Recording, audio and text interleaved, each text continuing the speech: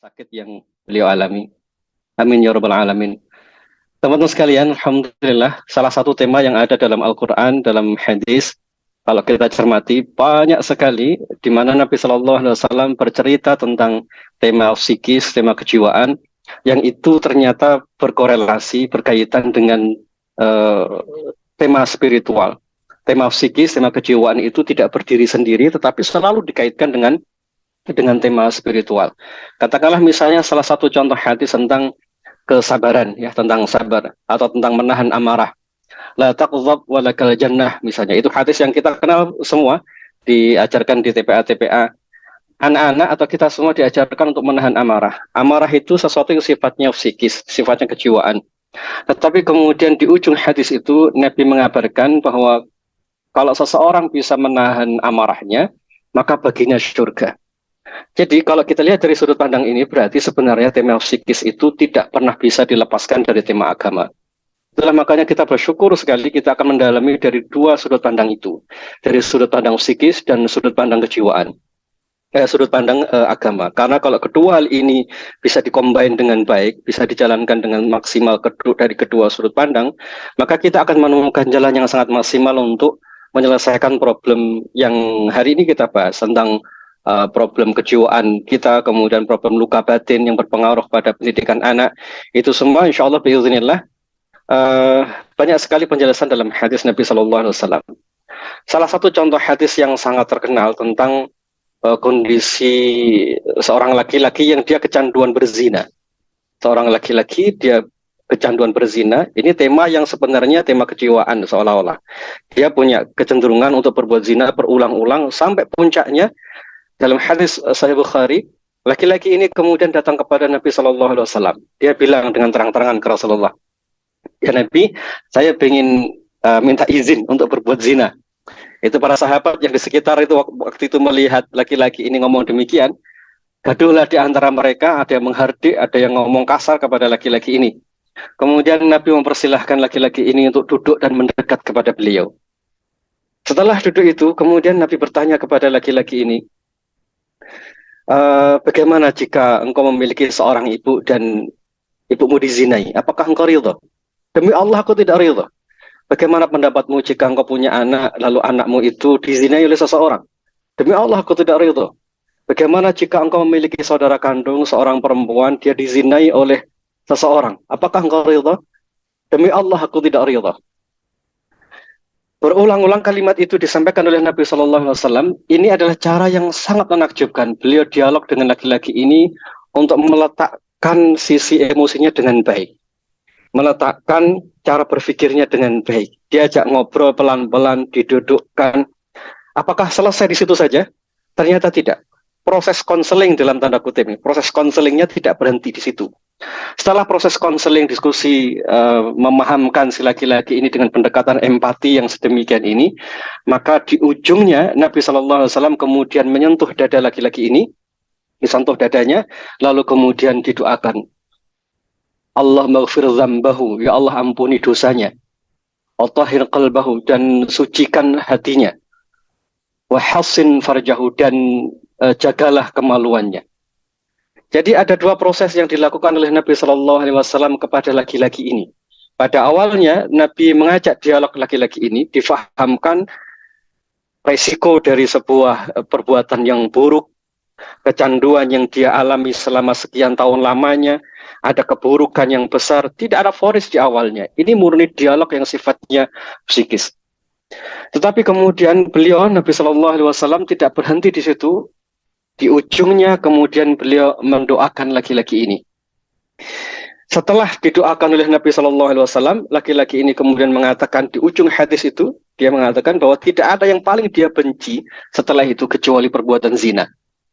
Dari sini kita bisa mendapatkan pelajaran yang sangat agung. Ternyata ketika mengubah kehidupan seseorang dari perilaku buruk, dari sesuatu yang merugikan dirinya sendiri, pada awalnya kita memerlukan pendekatan yang sifatnya psikis.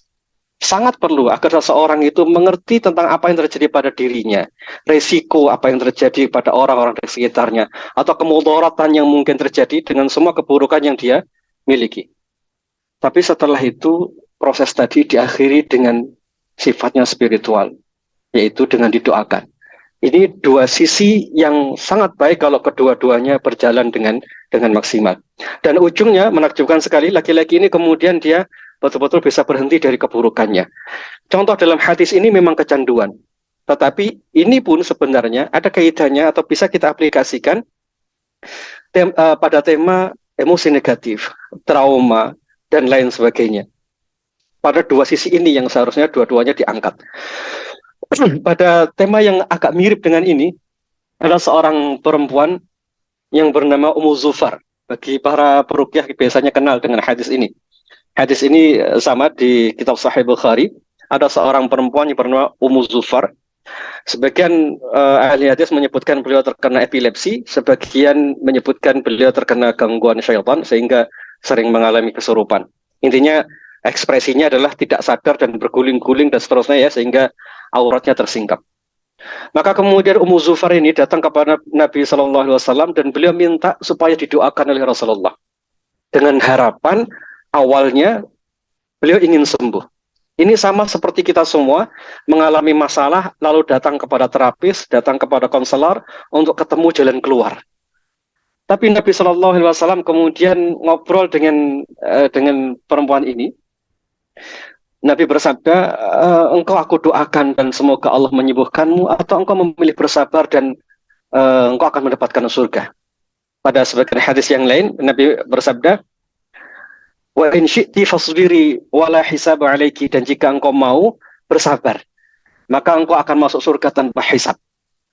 Perempuan mulia ini kemudian dia sampaikan kepada Nabi, ya Rasulullah, kalau begitu doakan aku agar aku bisa bersabar. Aku memilih bersabar. Ya, aku memilih bersabar, namun doakan agar ketika aku kambuh tidak tersingkap auratku. Jadi wanita ini tiba-tiba bisa bergeser pilihan pikirannya yang awalnya datang kepada Nabi Shallallahu Alaihi Wasallam dengan harapan bisa sembuh, lalu kemudian tiba-tiba beliau bisa memilih pilihan yang berbeda, yaitu memilih untuk bersabar. Perhatikan baik-baik hadis ini. Perempuan ini tiba-tiba memilih untuk bersabar, artinya menanggung resiko yang jauh lebih berat, menanggung beban yang bertubi-tubi dan tidak tahu ujungnya kapan. Sesaat setelah Nabi mengabarkan, wa in syi'ti fasbiri, jika kamu mau sabar, wala hisab alaiki, dan bagimu tidak ada hisab. Ini maknanya berarti ketika seseorang itu mengalami masalah yang sangat berat, lalu ada nasihat-nasihat secara spiritual, nasihat dengan sudut pandang Al-Quran dan Sunnah, tiba-tiba dia akan punya kemampuan lebih, punya power lebih, punya kapasitas lebih, punya kemampuan untuk bersabar lebih panjang daripada sebelumnya. Kalau seseorang itu mendalami Al-Quran dan Sunnah. Semakin seseorang mendalami hadis, mendalami Al-Quran dan Sunnah, mendalami tafsir, sering hadir di majelis ilmu misalnya, maka sisi spiritual itu otomatis akan semakin lebar, semakin kuat. Dan itu akan membuat sisi psikisnya akan jauh lebih kokoh. Dan itu yang akhirnya menyebabkan seseorang itu jauh lebih tangguh, lebih kuat untuk memanggul beban, lebih kuat untuk memanggul ujian-ujian dalam hidupnya. Hingga wanita mulia ini kemudian mengatakan, ya Rasulullah, aku memilih bersabar. Itu artinya dia tahu risikonya bahwa dia akan sakit sampai kapan dia tidak tahu. Tapi dia punya kemampuan begitu, memilih dengan keputusan yang dia sadari itu, pasca Nabi Shallallahu Alaihi Wasallam menyampaikan kabar gembira. Nah, di sini sekali lagi pentingnya sinerginya antara dunia psikologi, kemudian dunia tema-tema yang kaitannya dengan kejiwaan itu didekati dengan dua pendekatan. Yang pertama pendekatan psikis, yang kedua adalah pendekatan yang sifatnya spiritual atau sifatnya agama. Karena dengan sudut pandang ini